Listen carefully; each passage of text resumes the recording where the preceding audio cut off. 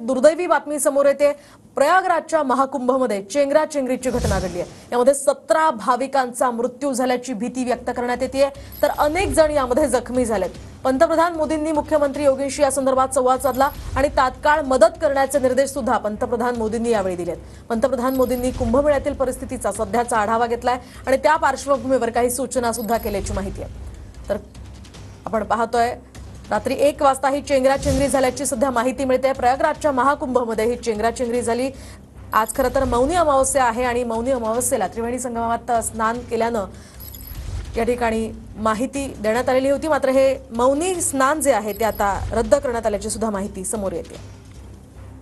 यही जनता से अपील करना चाहूंगा कि आप आज के दिन को छोड़ करके आप बसंत पंचमी आने वाली है तो आप स्नान करें और जो श्रद्धालु जिस घाट पे है संगम में जाने का प्रयास ना करें। हमारी सबसे बड़ी जो ये दुर्घटना जो घटी है वो संगम पे जाने के लिए हुई है। इसलिए मैं देश विदेश के जितने श्रद्धालु है जो प्रयागराज में है, जहां भी आपको गंगा जी दिखाई देती है वहां स्नान करेंगे, आप पुण्य के भागी बनेंगे।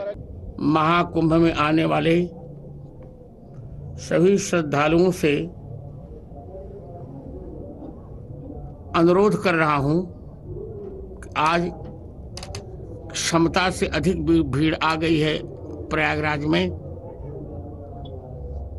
इसे संगम का आग्रह छोड़ दें और अपने अपने निकट वाले घाट पर स्नान करें। जो भी वीआईपी यहाँ आया सिर्फ प्रशासन उसकी जी हजूरी में लगा रहा। इसके अलावा इस प्रशासन को इस कुंभ से कोई मतलब नहीं था, किसी भी व्यवस्था से कोई मतलब नहीं था।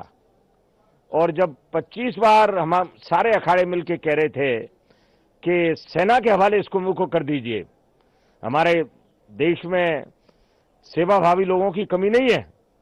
अगर ये सेना के हवाले कुंभ हो जाता तो मुझे नहीं लगता कि इतना बड़ा हादसा होता। बहुत दुख है, बहुत दुख है, बहुत दुख है। अधिकची माहिती जाणून घेऊयात ग्राफिक्स मधून।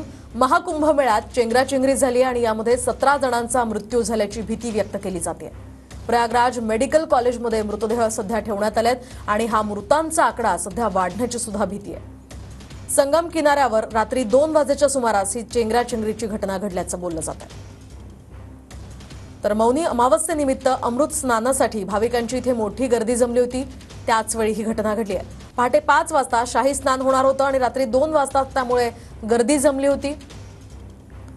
पोलिसांनी लावलेल्या बॅरिकेडिंगचा काही भाग कोसळला आणि एकच धावपळ त्या ठिकाणी उडाली।